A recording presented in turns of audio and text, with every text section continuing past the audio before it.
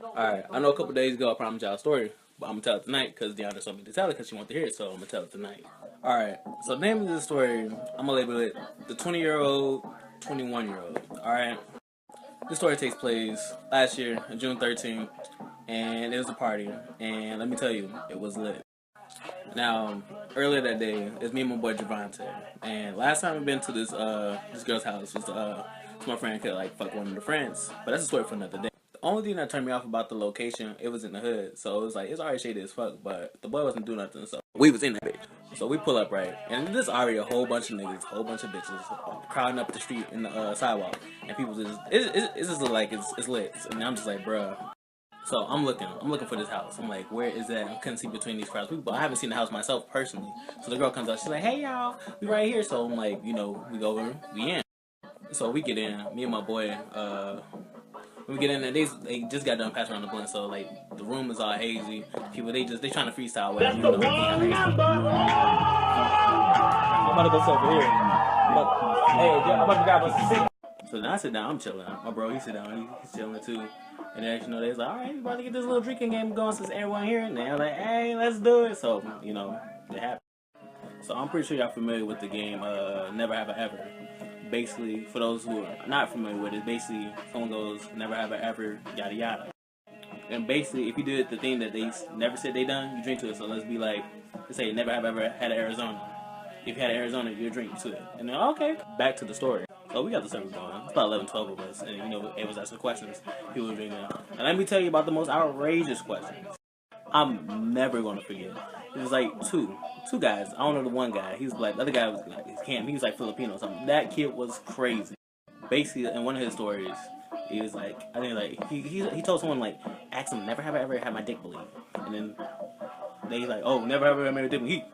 Then, after that, everyone was like, so in his story, what had happened was he was having sex with some girl, and I guess she was riding him. She was on top, and she ended up bending his dick like a boomerang. Like his shit was like I can't. He had said at the time that it had happened, he was 16, 17, so he's scared as fuck to go to his mom and be like, "Mom, my dick is broke." But he ended up going to like some minute clinic, and let me tell y'all about the most ruthless nigga.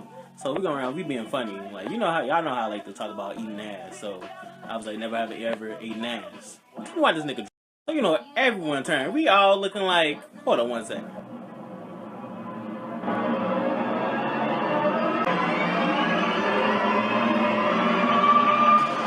Nigga!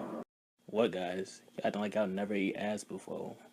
I'm saying, if I'm lying, I'm dying. This nigga had the audacity that like that was a normal thing. Like, I know I play about that all the time. Like, maybe I had to peep his ensemble. Like, he dressed like he had nothing to lose, so maybe that's why he acted like it was normal. So they just looking like really? Are you serious, nigga? Are you serious? So they going back and forth. I'm just saying, I'm dying laughing. Cause he's saying this nigga's pleading his case. Nigga, what the fuck? Why are you always eating ass? You act like I do it all the time. You act like I do it all the time. I just did it for the story. I only did it one time, nigga. I mean, I didn't really care, but I mean they did because like y'all gotta remember right before this, they smoked and passing the blunt, so they just shared the blunt with Peter the ass eater. You feel me?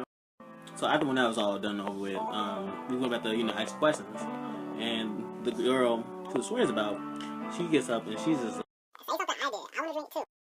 Let me tell you, she's just a goody two shoes because like this entire time, after we've been playing for like a good 10 minutes now, and she hasn't taken a single drink, a single one. And it basically gets to a point to where she's annoying. She's like, "Come on, y'all, say something." Like we literally been saying any and everything. Like y'all gotta understand. Like when I say she's a goody two shoes, she is a goody two. So then, like, we was just asking, like, basic stuff, like, oh, never have wore a sundress. She's wearing a sundress, so, never have wore a sundress. Who, me? I'm wearing a sundress. Yes. Y'all said never have I ever wear glasses. I wear glasses. Yes, shit, yes. This basically keeps going until she's drunk. And when I tell you she's drunk, that bitch was gone.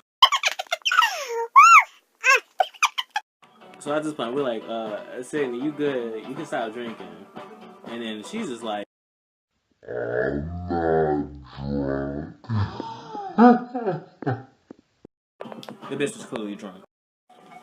So, I think her guy friend started holding her. Like, he was sitting her on the lap or, his lap or whatever. And then she basically gets to gagging. I'm like, here we go.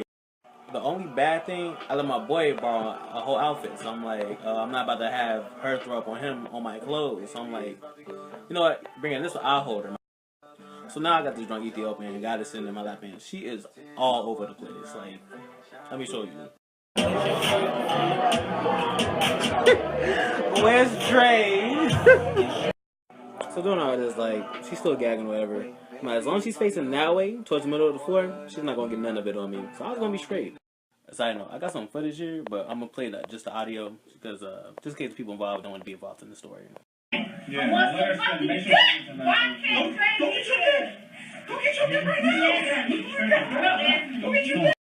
And literally right after that, she passes out. Maybe like 10 minutes later, she comes to. She runs outside and she starts puking over the banister. Like, I never seen someone puke so much. And at this point, like, the party's winding down, so they're like, how the hell is she gonna get home?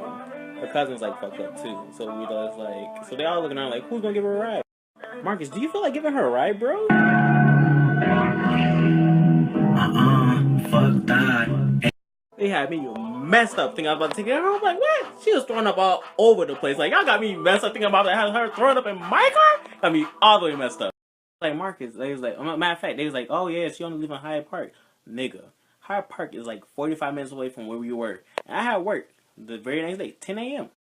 For a short day, I mean, all sorts of kind of fucked up that night. I'm like, y'all serious? Nah, not at all. So my boy, he was like, bro, I don't even feel like going on the other side of the yard trying to figure out how they all gonna get home. Meanwhile, she's like, Guys, I gotta call my mom and tell her I'm drunk. I gotta tell her, guys. and then her friends on the other side of the yard, they hear her and then they just like, but by the time it's too late, she already called her mom and her parents are strict, so like they beyond pissed at this point. She was just like, I'm gonna stay at my cousin's house. I'm gonna be over there. That was not trying to. There's no more to this one. I just felt like telling her. It's hilarious. And then let's not forget about Cam. Like, that boy was wild. Like, this nigga, he was walking around like. My dick fell off!